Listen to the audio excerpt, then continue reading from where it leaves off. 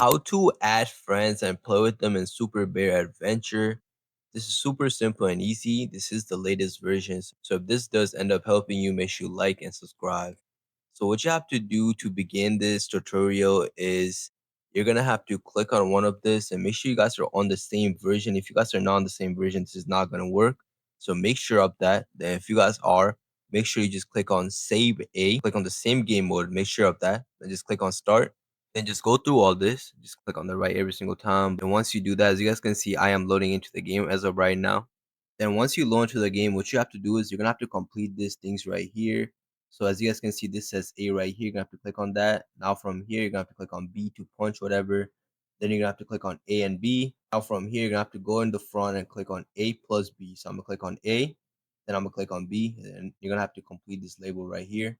You're gonna have to go to 3. So just go through this whole thing. Then once you're almost done, it should bring you to this page right here. Now you're in the main world. What you have to do from here is you're just gonna have to go through it. As you guys can see, now I am in Super Bear Adventure. Now from here, you're just gonna have to go down. And once you go down, you're gonna have to go towards your right and you're gonna have to bring it to this page right here.